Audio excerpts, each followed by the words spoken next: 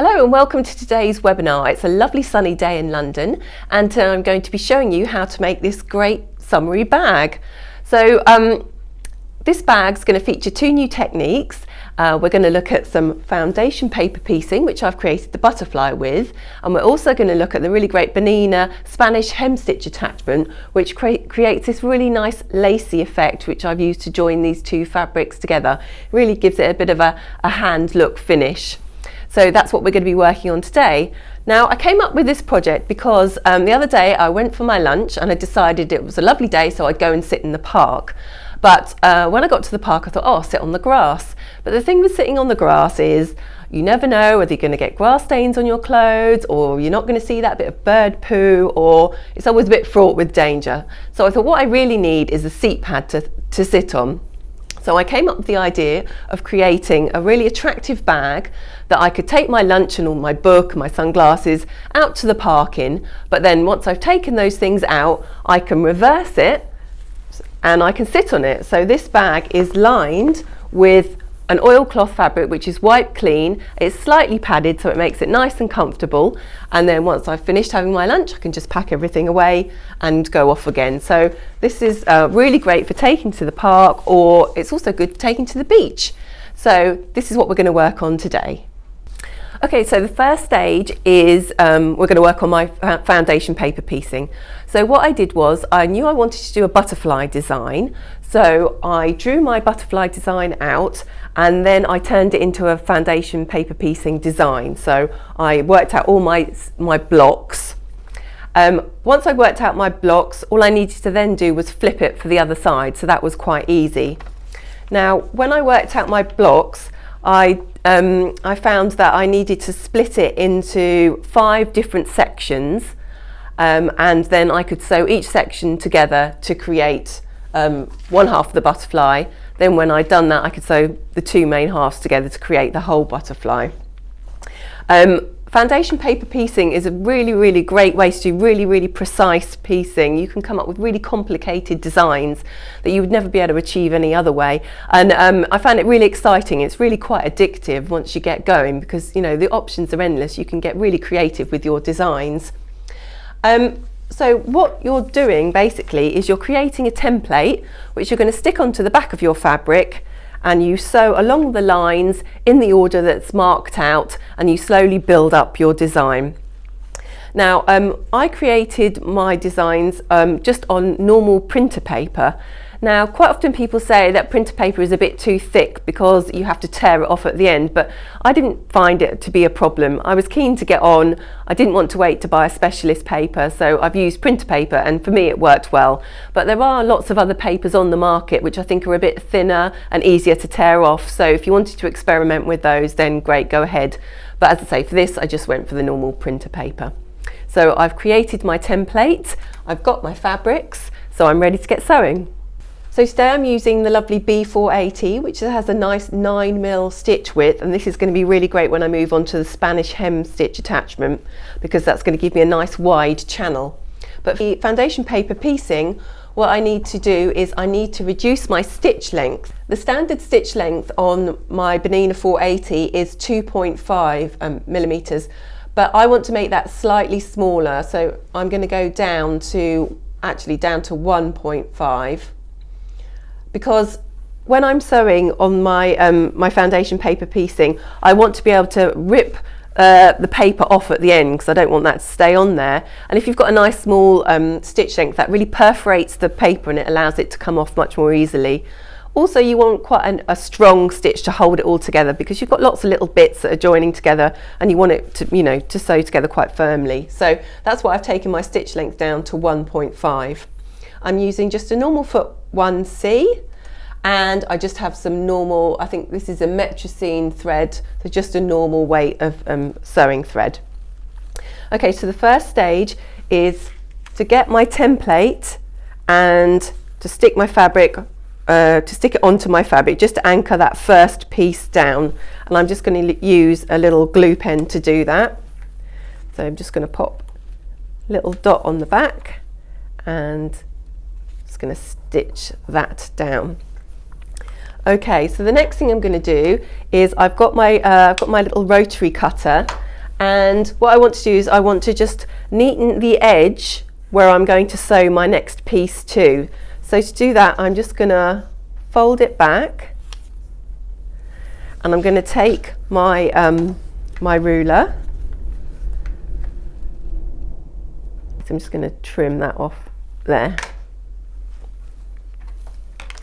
So now we've got that trimmed, and I can just fold that back.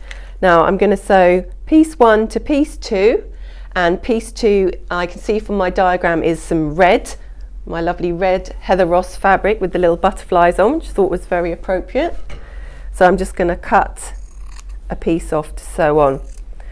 Now it's always best to have a piece much larger than the area you think you need, because it just makes it so much easier when you're sewing it down. There's less room for error. So what I'm going to do is take that piece, I'm just going to lay it down along my line, and then what I like to do is I just like to test.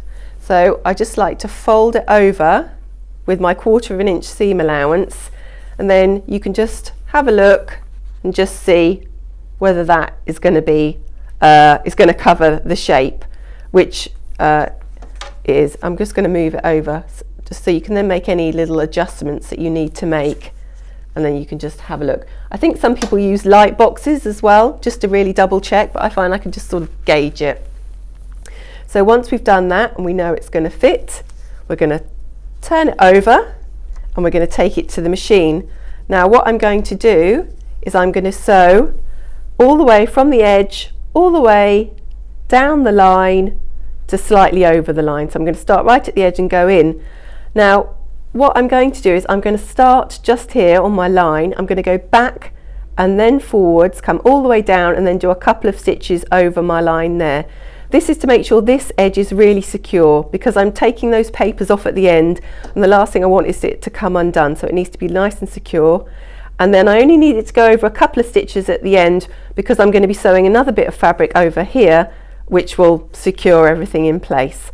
So I'm going to take it to the machine, and we're going to start to sew. I've put my needle down on the point I want to start, and so I can just hold my threads. Now what I want to do is I want to start going backwards, so I'm just going to press my quick reverse button in, and then I'm going to just slowly sew backwards to the edge, and then I can release and come forwards, make sure that's extra secure, and then I can just sew down my line, and then when I get to the end of my section, I can just do one or two stitches, and then I might just go back one, and then that's it, and then I can trim, and that's that line done. I've sewn my first line, and we're going to move, so we've sewn 1 to 2, and now we're going to sew 2 to 3. So what I'm going to do is just turn it over, and I'm just going to flip my fabric back, and I'm just going to give it a little roll with my roller, or you could just give it a little finger press, and then we can turn the template back over. Now I'm going to fold my template down along the 2 to 3 line here, and I'm just going to trim the excess fabric that I've got. So I'm going to get my ruler, and I've got a 1/4 of an inch here. I'm just going to trim this excess bit of fabric off with my rotary cutter, so I don't need that bit anymore. So now I'm ready to attach the next piece, so which is section 3. So section 3 is quite a big piece, and looking at my my plan, I can tell that that's another pink piece of fabric, and because it's quite a big section, I'm going to cut a fairly big block. There we go, and I'm going to place it along my line which I've cut, and then I'm just going to fold back, so I've got a 1/4 of an inch roughly, fold back and just check, and I can see that's going to be ample because it's covering all of the rest of my template, so I can see that's going to be fine. So then I can just fold down, turn my template over, and I'm just going to turn it around because I want to go from the edge, and again I'm going to sew from the edge right the way down, so I've joined 2 to section 3. So once again I'm going to go backwards, forwards, and then just do a couple of stitches over the edge.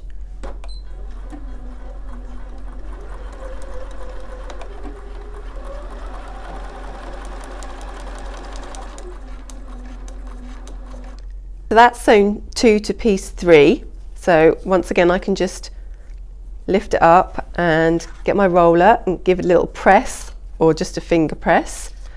Then I'm going to do 3 to 4 now. So where I've got it joining 3 to 4, I'm just going to bend that template over, and I'm just going to trim my excess away. Let's get a better position. Trim my excess away. Like that. And I'm ready to sew section 4. So section 4 is a little piece of green fabric, because that's my sort of border fabric. So let's just get some, I have a nice little bit here, and we'll just cut a section for that. So say it may seem a bit wasteful, but it's always better to go bigger because it just makes life so much easier. So I'm going to once again stick the green to the back, and then I can just see it's definitely going to fit. Because although the green section is quite small, we've got to incorporate the seam allowance as well, so that makes it a bigger section. So that's why it's always a good idea to cut a bigger piece. So for section 4, once again, I'm going to start at the end and move down. So backwards and then forwards, and then backwards, and then I can use my wonderful scissors. Makes everything really nice and neat, and also I've got my knee lift in, which is just brilliant, so I don't need to take my hands off my work, just use my knee lift to raise the foot, release the tension, and it's really easy to take it off. So there, again, I can now fold back, give it a little press, and have a look at my design. So I've done 1, 2, 3, 4, so now I'm on to 5, which is this section here. And looking at my design, that's another green piece, so I'm going to add another green piece there. So I'm going to go 5, 6 and 7. So I hope you get the gist of what I'm doing. I'm sort of building up my layers, working my way around the design to get the finished panel, and I'm just going to get on with that and sew all those together.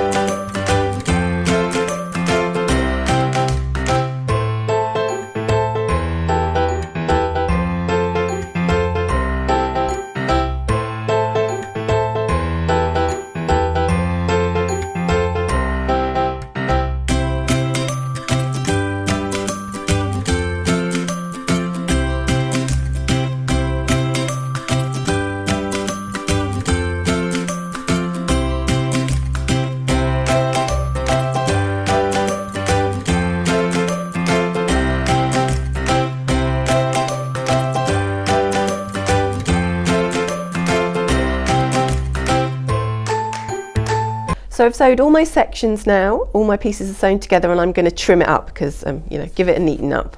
So that's what I'm going to do next. So that's section A finished, and you can see this is section A here on my design, and this is it stitched out. So what I'm going to do now is I'm going to give it a press, and I'm going to work my way around the design and just complete all the other sections. Then we'll come back and I'll show you how I'm going to sew each section together to make up the whole butterfly. I've finished piecing all my sections together, all 5 sections for this half of the butterfly, and what I'm going to do is I'm going to start joining them together. So the first thing I need to do is I need to join part C to part B. So I'm going to simply put these together, and I'm going to stitch along this line here to join that section together. Now if we come over to the machine, I've changed my foot.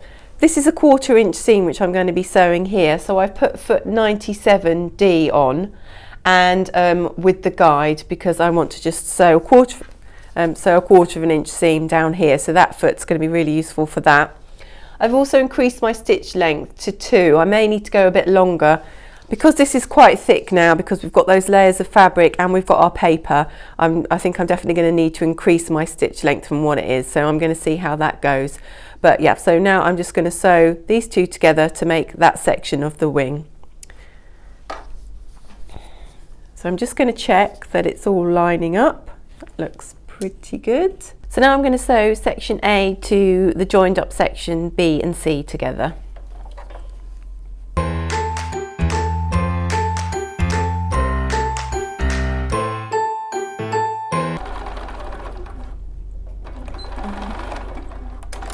Trim that there. So that's that section. So those two now nicely joined together. And now I'm going to join section D to section E.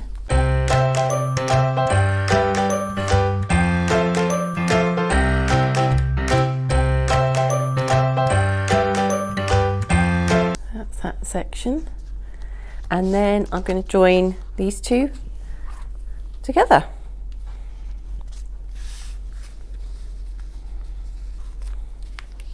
So now I'm just sewing the top wing to the bottom wing.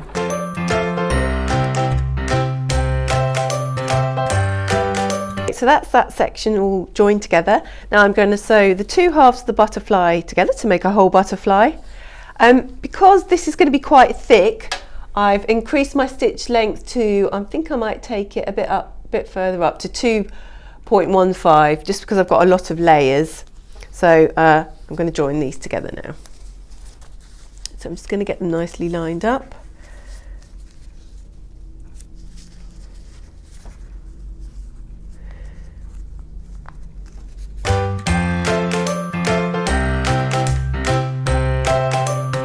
And there we go, that's the butterfly all done. So now all I need to do is take the backing off, and then I'm just going to add a little bit of sashing around the edge.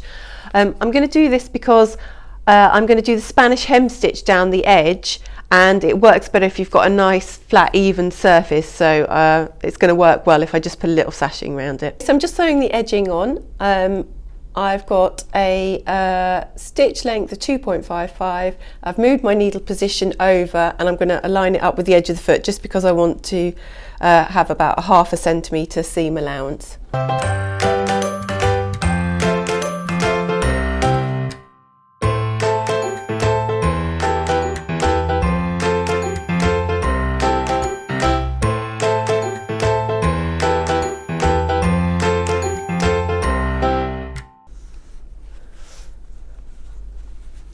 Okay, I'm just going to go and give that a little press. I've sewn the board around, and now I'm just going to attach the red fabric to the green, so we've got that central panel in the middle all finished, and then we can move on to the Spanish hem. I'll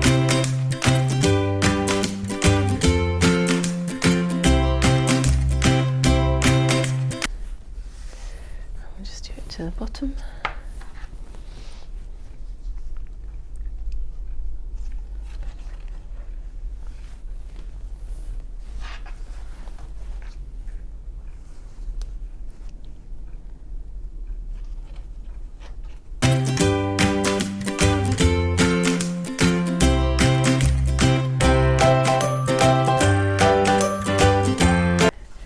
Okay, so now what I'm going to do is I'm just going to fold the sides over and give them a good press and a starch, so they're ready to sew the yellow section on with the Spanish hem, so we've got a nice crisp edge. Okay, now we're going to move on to our second technique, which is using the Spanish hem stitch attachment. The Spanish hem attachment acts as a spacer and allows you to join 2 pieces of fabric together because you've got that spacer, you get a constant distance between the two bits of fabric, which you can then fill with these lovely lacy stitches. And there's, you know, lots of different designs you can use.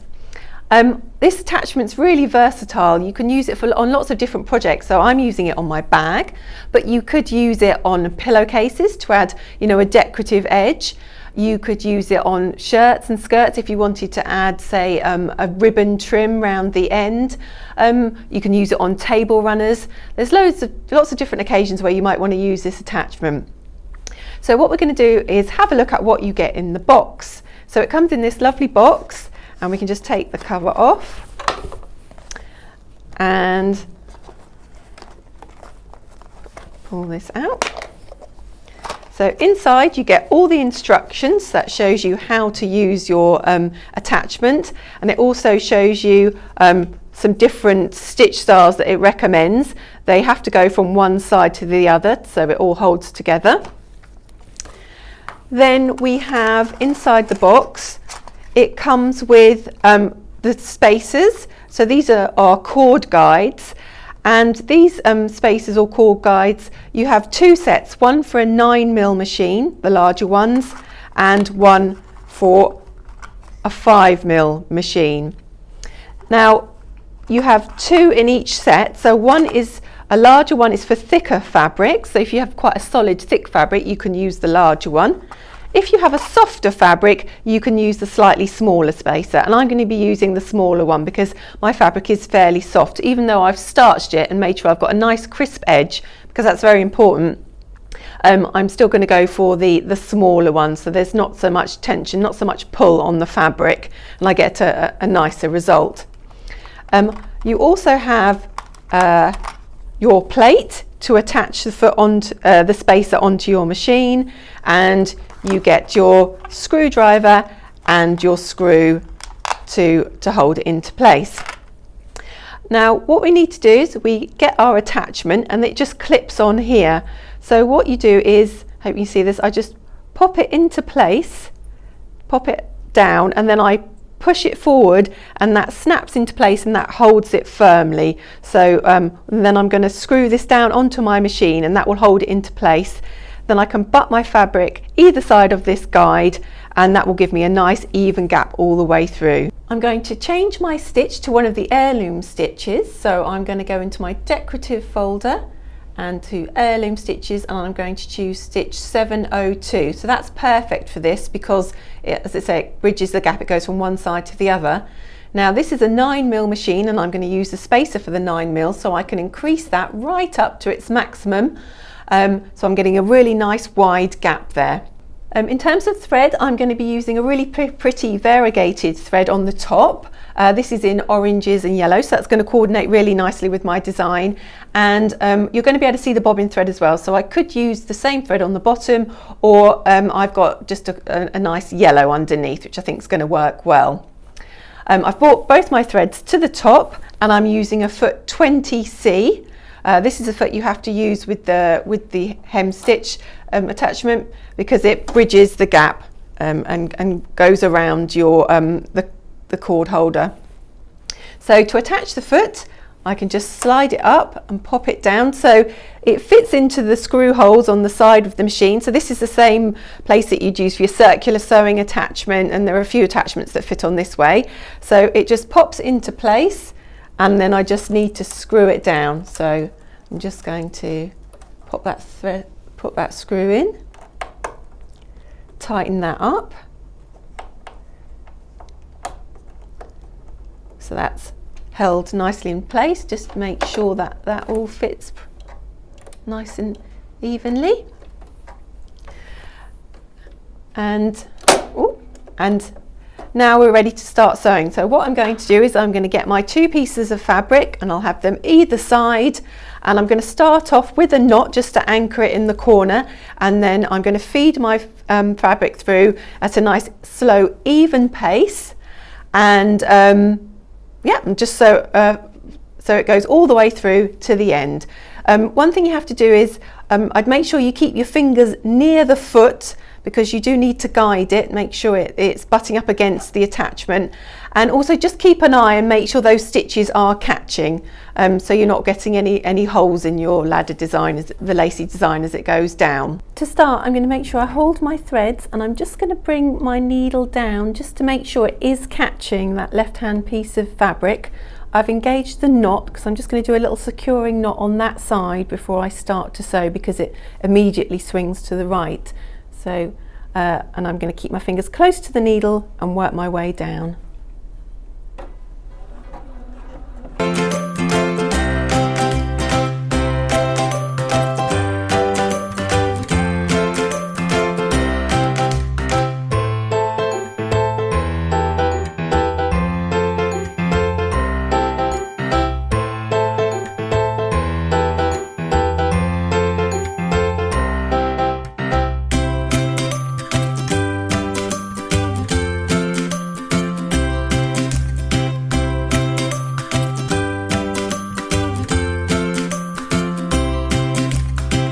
So that's the front section finished. I've attached the 2 yellow panels.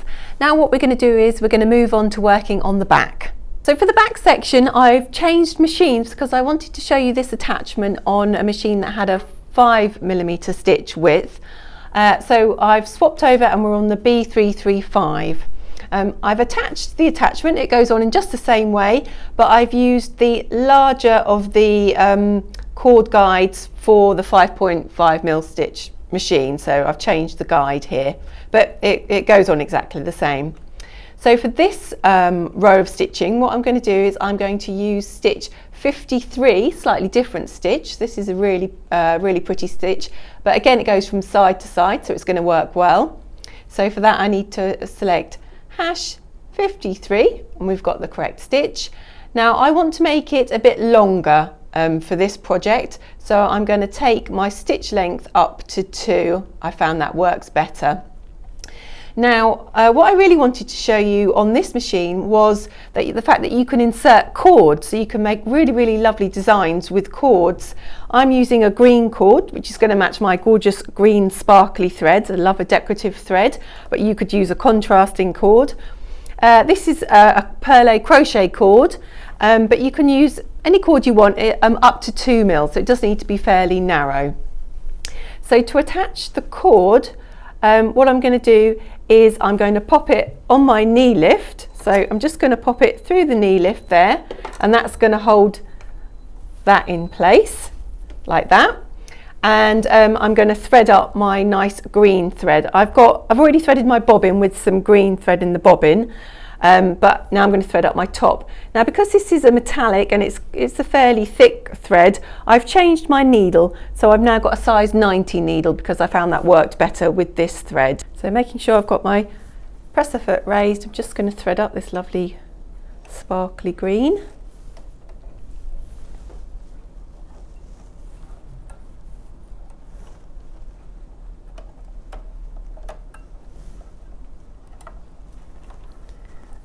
And I'm going to bring both my threads to the top, so I'm just going to bring my bobbin thread up.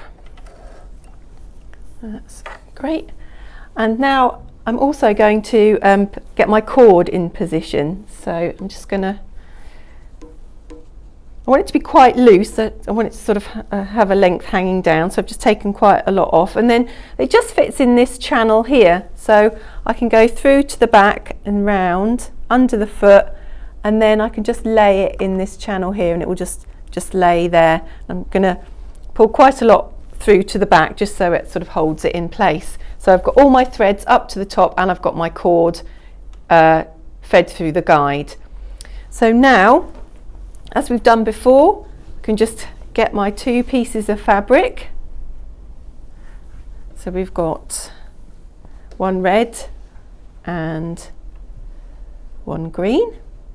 I'm just going to go line them up at the top, and using my knee lift I can just keep my hands on my work and lower my presser foot down.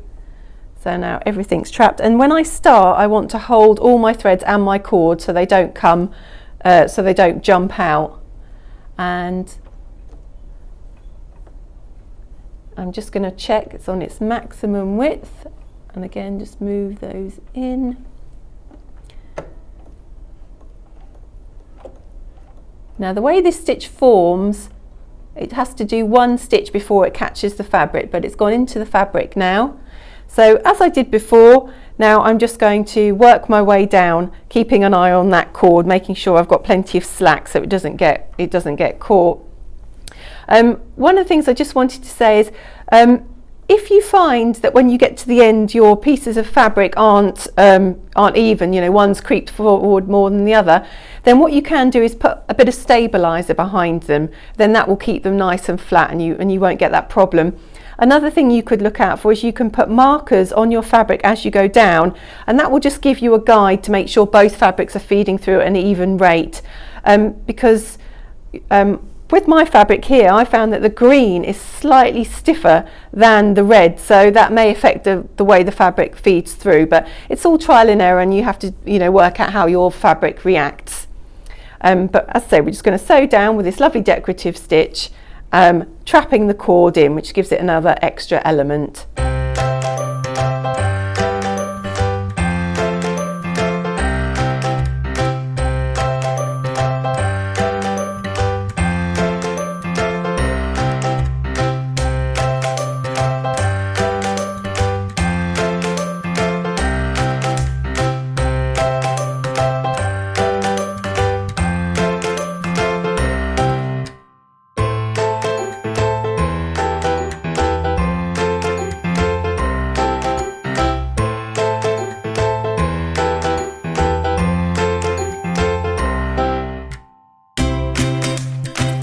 For the next section, I'm just going to add some yellow onto some red for the next panel, and I've changed my threads over, so I've got a yellow cord and I've got some gold sparkly thread and I've got some yellow thread in my bobbin. I've changed my stitch, I'm using stitch 19, and I've increased my stitch length here. And yeah, we're just going to sew down as we've done before. I've had to increase the width of this stitch because it wasn't quite a 5.5mm stitch width, so I've taken that up to the maximum. And once again, I'm going to hold all my threads when I start and just make sure that I keep my fabrics nice and straight and in line, and make sure my stitches are catching.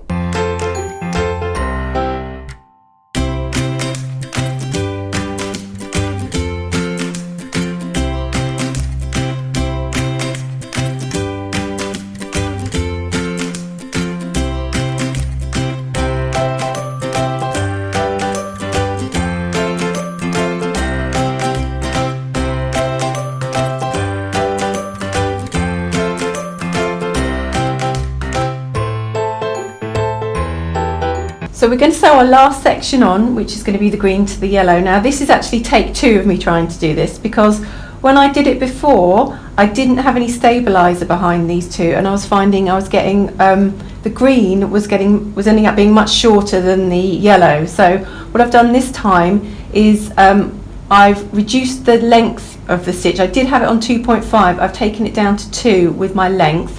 We're using stitch 4 by the way. And I've put some little strips of stabilizer, I've pinned them behind each of the colour just to give it a bit more body. So when I'm sewing down and going from one side to the other, hopefully I won't get, when I reach the end they'll be the same length. So we're going to experiment with that now.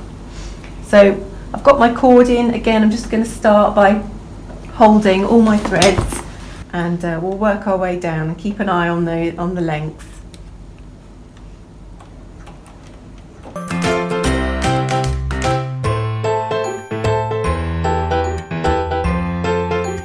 What I'm going to do is I'm just going to stop here and just see how we're doing. A little bit out, but not as bad as it was, so we'll carry on.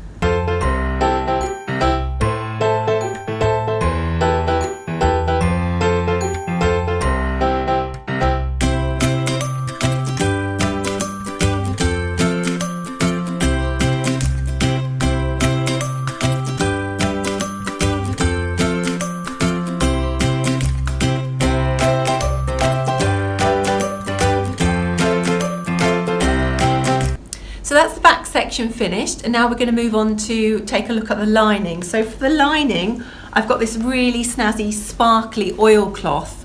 So this is going to be great when I turn the bag inside out, because I want to sit on it. Then I've got this nice white clean surface, and I thought I'd make it slightly padded so you know it's comfy when I'm sitting in the park.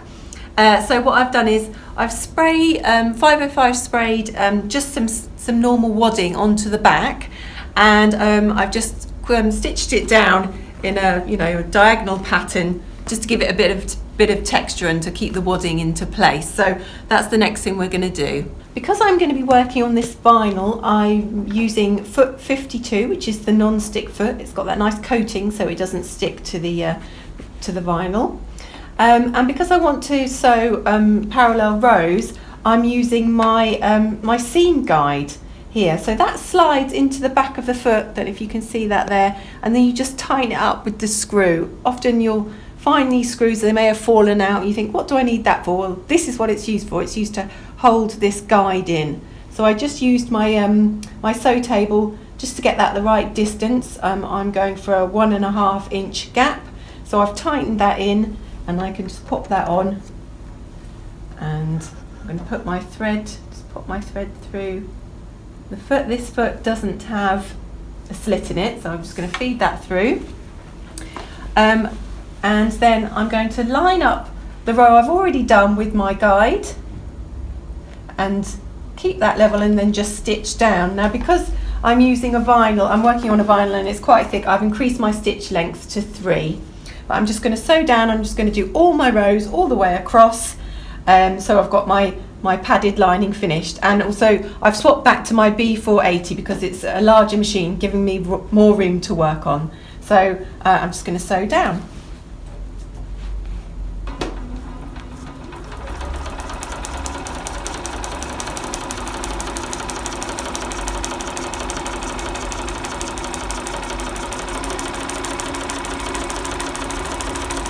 So because I'm using my foot 52, it's gliding through and getting the correct stitch length. It's not sticking at all. And I just need to focus on keeping that guide lined up with the row I've already done.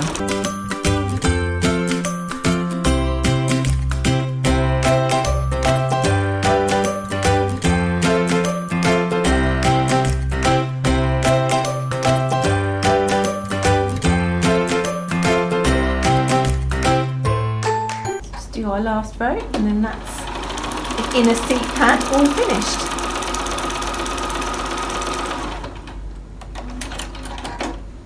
So I've got this great webbing for my handles in this lovely rainbow colour, so I was really pleased with that. I've cut it to size, but I'm finding that it's fraying quite a lot at the ends. So what I'm going to do is I'm going to use my foot 2A, my overlock foot, and stitch 3. And I'm just going to stitch over the edge just to neaten that up so it doesn't continue to fray. So I'm lining up the edge of the edge of the handle with the edge of the foot, and I'm just going to stitch down. So this is just going to stop it from fraying. Just neaten it up.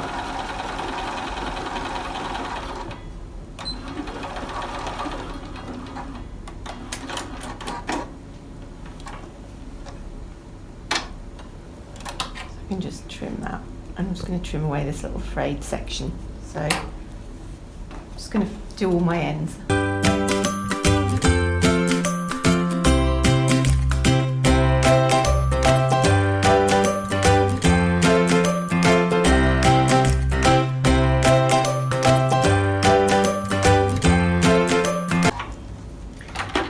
Great, so that's that all neatened up.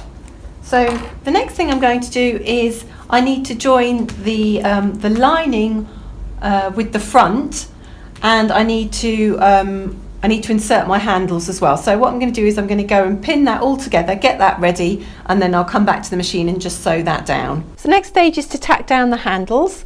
I'm going to I'm not going to use the built-in tacking stitch on this machine for this. What I'm going to do is I'm just going to increase my stitch length up to 6, so I've got a nice long stitch. It doesn't have to be as long as a normal tacking stitch, because I'm really just holding them into place.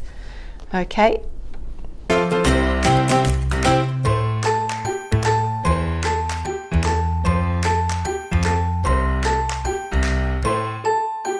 So now I'm going to join the front to the lining, and I've got my handles basted in the middle, and I've changed over to my walking foot because I'm sewing my top, which is a cotton, onto the vinyl, which can be quite slippy, so I think that will really help having that extra feed from the top there, and I've pinned it really well to try and stop it moving around. I'm going to use just a normal stitch length. I want a 1 centimetre seam allowance, so I've just moved my needle over slightly, and I'm going to line it up with the edge of the foot. So yeah, we're just going to attach the top to the bottom.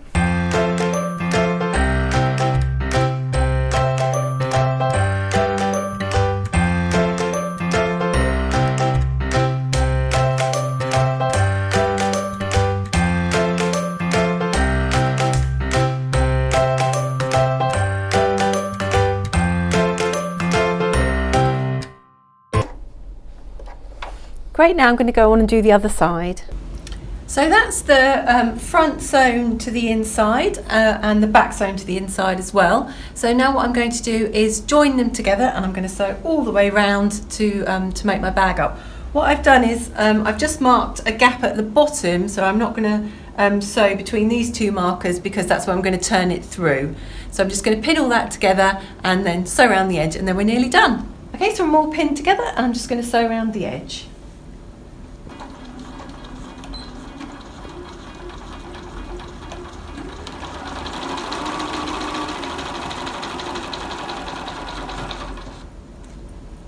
Going to set needle down so I can pivot at the corner.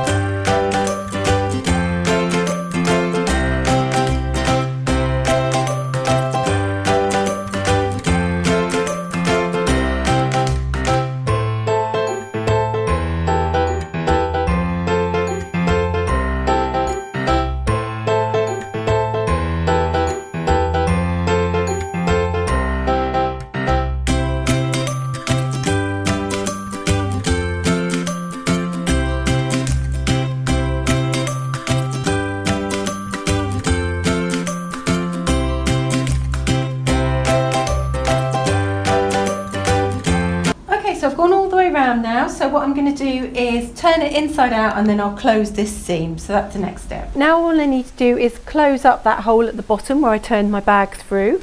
Because I'm working on my oilcloth again, I'm using my foot 52, and I've changed my thread to red thread, so you're not going to be able to see it. And this is really thick with all the layers, so I think what I'm going to do is I'm just going to lower my foot pressure just a little bit, so it's not going to get stuck underneath. So what I'm going to do is just sew down and close that gap up.